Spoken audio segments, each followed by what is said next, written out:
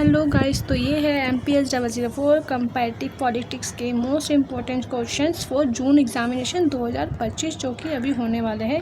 Exam से पहले आप ये क्वेश्चंस को देख के जाए क्योंकि ये एग्ज़ाम ओरिएंटेड क्वेश्चन है जो कि मैंने PYQs मतलब प्रीवियस ईयर क्वेश्चन को रीड करके 2015 से 25 तक के क्वेश्चन पेपर रीड करके तब ये क्वेश्चंस क्रिएट करें। ठीक है, उसके लिए जो है आप मेरे चैनल को सब्सक्राइब जरूर करना। और ऐसी वीडियोस के लिए ये वाला चैनल जो है ना मेरा पहले था जो यूट्यूब ने डिलीट कर दिया। मैंने एक न्यू चैनल बनाया है सेम इसी नेम से, बट आज आगे एक 0 लगा दिया। ठीक है, बाकी और न्यू अपडेट्स के लिए मेरे चैनल को सब्सक्राइब करें। और मैं सॉल्व क्वेश्चन पेपर भी अपलोड करूँगी क्योंकि मैंने लास्ट वाले चैनल पे किया था बट यूट्यूब ने मेरा वो चैनल डिलीट कर दिया। आई डोंट नो किस रीज़न से, मैंने अपील किया है, बाकी देखते क्या होता है। तब तक के लिए हम इम्पोर्टेंट क्वेश्चंस देखते हैं। मैंने इंपॉर्टेंट क्वेश्चंस को ना एग्ज़ाम की तरीके से 2 सेक्शंस में डिवाइड किया। ठीक है, जैसे कि एक सेक्शन जो होगा ना वो 20 मार्क्स के क्वेश्चंस के लिए होगा। ठीक है, और जो दूसरा सेक्शन होगा वो 10 मार्क्स के क्वेश्चन के लिए होगा। जो ऑप्शन देता है ना A और B 250 वर्ड्स में लिखने के लिए, वो वाला। ठीक है, तो अब हम चलते हैं फर्स्ट सेक्शन में। ठीक है, जिसमें से जो है ना फर्स्ट क्वेश्चन आया है तुलनात्मक राजनीति की प्रकृति। तो ये वाला जो चैप्टर है ना, इस मतलब ये जो क्वेश्चन है ना, इस क्वेश्चन के ऊपर मैंने बहुत ही अच्छी वीडियो बनाई है। अगर आपको ट्रस्ट ना, आप मेरा चैनल चेक करना, वो सच में बहुत हेल्पफुल वीडियो, बहुत ईजी वे में मैंने आप लोगों को कंपैरेटिव पॉलिटिक्स बताया है कि कंपैरेटिव पॉलिटिक्स क्या होता है। यहाँ पर मैं शॉर्ट वीडियो में बता देती हूँ कि जो इंसान है ना, जो मनुष्य है ना, वो जन्म से राजनीतिक और सामाजिक प्राणी है। कैसे सामाजिक? क्योंकि वो इस समाज में रहता है। राजनीतिक कैसे? क्योंकि जन्म लेने से ही उसके आसपास के लोग उसकी तुलना करना स्टार्ट कर देते हैं कि हमारा बच्चा ऐसा है, उसके बच्चे से सुंदर है, ऐसा है, वैसा है। चाहे वो बड़ा होता है तो उसके स्कूल विद्यालयों से कंपेयर किया जाता है कि वो स्टूडेंट इतना मार्क्स गेन कर रहा है। चाहे वो किसी ऐसी संस्था में काम करता है तो उस संस्था की किसी और संस्था से कंपेरिजन किया जाता है। तो बहुत सारे तरीके कंपेयर करने के बेसिकली जो, और इसमें जो है ना कंपैरेटिव पॉलिटिक्स के जो फादर है ना, किसको कहा जाता है? सबको पता होगा। कंपैरेटिव पॉलिटिक्स के फादर जो है हम अरस्तू को कहते हैं। क्यों? क्योंकि अरस्तू जो है उन्होंने अपने टाइम पर इतने सालों पहले ही बहुत ही वैसे तो बहुत लोगों ने कंपेयर किया है शासन वगैरह को, लेकिन जो अरस्तू थे ना, उन्होंने साइंटिफिकली तरीके से और एकदम line by line, step by step compare किया। कैसे?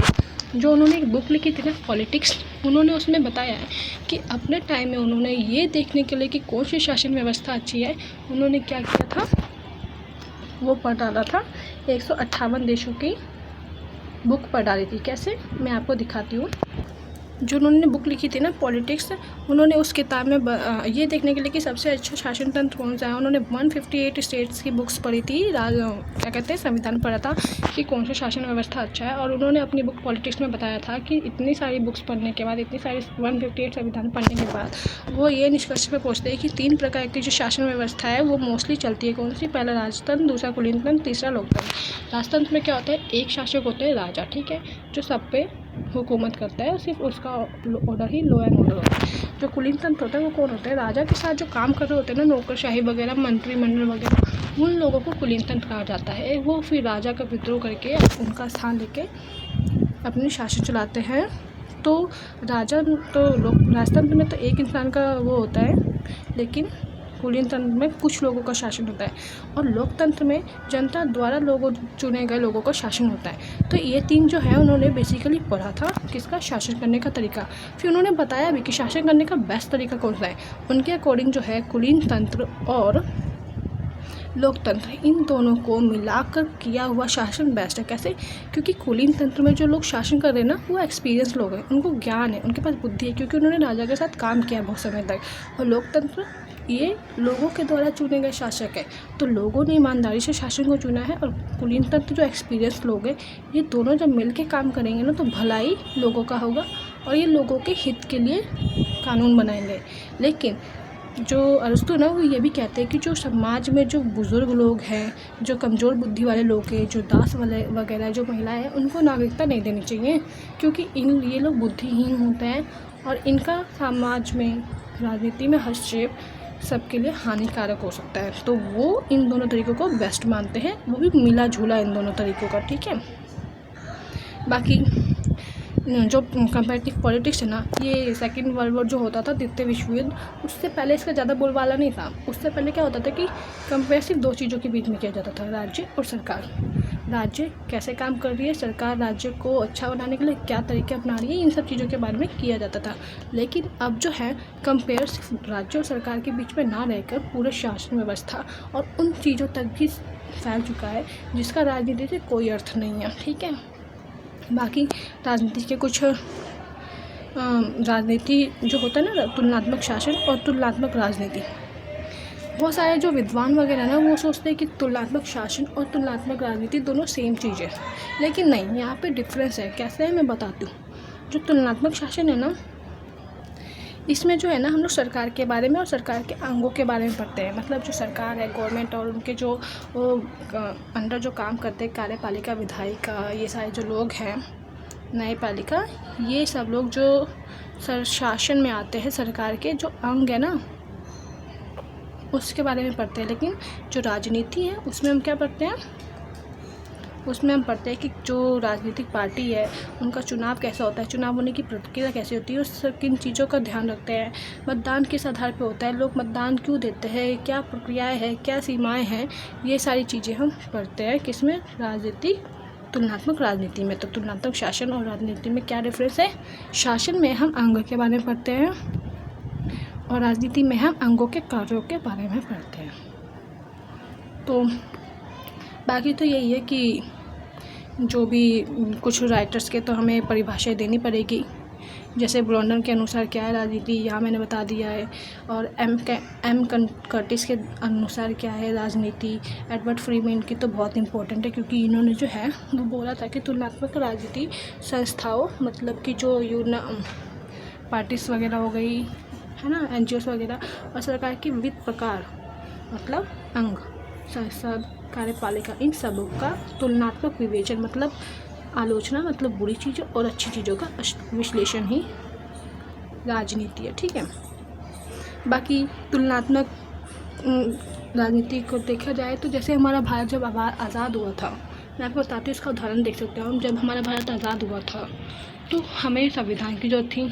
अब संविधान बनाने के लिए वैसे तो हमारे पास बहुत सारे लोग थे, लेकिन फिर भी हमने बहुत सारे देशों के संविधानों का अध्ययन किया, कंपेयर किया कि कौन से देश की संविधान किससे बेहतर है, कौन सा संविधान का अंग हमारे भारत के लिए बेहतर है, कौन सी ऐसी चीज़ें हैं जो हम अपना सकते हैं। फिर उन चीज़ों को हमने अपने अनुसार ढाल करके बनाया ना, जिसमें हमें 2 साल 11 महीने 18 दिन लगे। और जो भ्रमण वगैरह करा, हमने किताबें उनकी पढ़ी, दूसरों के संविधान पढ़ा, उसमें हमें 63,96,729 रुपये का खर्चा भी हुआ। तो यही सारी चीज़ें। बाकी जो भी है तुलनात्मक राजनीति की परिभाषा है। पहले राजनीति के बारे में बताया मैंने, फिर तुलनात्मक के बारे में। ठीक है, तो वैसे ये तो इंट्रोडक्शन था, ये इसमें आना नहीं चाहिए था। मैं तो क्वेश्चन पेपर इंपॉर्टेंट क्वेश्चन दिखाई थी, बट मैं आपको आंसर भी दिखा देती हूँ। तो चलो, ये जो फर्स्ट क्वेश्चन था ना, ये मैंने आपको इसका आंसर डीपली नहीं, बहुत ज़्यादा ही डीपली बता दिया। इतना डीपली मुझे बताना नहीं चाहिए था, टाइम वेस्ट हो जाएगा, आप वीडियो देख सकते हो। ठीक है, जो सेकंड चीज़ है ना, वो यही पूछा है कि तुलनात्मक राजनीति के अध्ययन करने के लिए हम किन दृष्टिकोणों का यूज़ करते हैं। कैसे दृष्टिकोण यूज़ करते हैं, किन तरीक़ों का यूज़ करते हैं हम, तुलनात्मक तरीक़ों का चीज़ें करते हैं, तुलना करके हम चीज़ों का तुलनात्मक करते हैं। और कौन से बेस होते हैं, अनुभवजन्य होता है, व्यवहार पर, बिहेवियर के, मतलब नागरिकों का जो व्यवहार है उसके हिसाब से, भविष्य, बहुत सारी चीज़ें हैं जिस बिहार पे जो है हम लोग अप्रोचेस वगैरह यूज़ करते हैं। बेसिकली ये तो है नहीं, मैं तो आपको जो मेन इंपॉर्टेंट क्वेश्चन है वो बता देती हूँ। आंसर बताऊँगी तो बहुत टाइम लग जाएगा, आंसर के लिए आप वीडियो देख लेना। ठीक है, जिसमें से जो नेक्स्ट क्वेश्चन है ना, वो देखो, इंपॉर्टेंट क्वेश्चन ये है कि राज्य के उदारवादी और मार्क्सवादी अवधारणाओं का तुलनात्मक अध्ययन करना है। उससे नेक्स्ट में सत्तावादी और सत्तावादी शासन प्रणाली, दोनों के बारे में बताना है, दोनों की अच्छी बातें बतानी है, विशेषताएं बतानी है। उससे जो नेक्स्ट क्वेश्चन है ना, वो वैश्वीकरण की अवधारणा। वैश्वीकरण क्या है, उसका राज्य की संप्रभुता पर क्या इम्पैक्ट पड़ता है, नेगेटिव इम्पैक्ट, पॉजिटिव इम्पैक्ट, जो भी पड़ता है बताना है। वैसे तो नेगेटिव इम्पैक्ट पड़ता है। राजनीतिक आधुनिकीकरण की प्रक्रिया, पॉलिटिकल मॉडर्नाइजेशन क्या है, वो बताना है। मैं आंसर बताऊंगी, बहुत टाइम लग जाएगा, सॉरी गाइस। बाकी राजनीतिक विकास की संकल्पना की आलोचनात्मक, मतलब नेगेटिव पॉइंट्स बताने हैं। चलो 10 मार्क्स ओरिएंटेड क्वेश्चंस भी देख लेते हैं कि 10 मार्क्स से रिलेटेड क्या पॉइंट्स आ सकते हैं। जैसे क्या आ सकता है, जैसे कि संसदीय और राष्ट्रपति प्रणाली की तुलना आ सकती है। फेडरल सिस्टम की फीचर्स पूछ सकते हैं। सिविल सोसाइटी क्या होता है और डेमोक्रेसी में उसकी क्या इंपॉर्टेंस है। डिपेंडेंसी थ्योरी क्या है, उसकी रेलेवेंस क्या है। नौकरशाही ब्यूरोक्रेसी क्या है, वो भी विकास देशों के संदर्भ में, विकासशील देशों को संदर्भ में। राजनीतिक संस्कृति क्या है, उसके टाइप्स के बारे में व्याख्या करनी। तो ये थे कुछ मोस्ट इंपॉर्टेंट क्वेश्चंस। और भी मोस्ट इंपॉर्टेंट क्वेश्चन है, अगर आपको चाहिए तो आप मुझे कमेंट करना, I will upload it. Thank you so much for this support.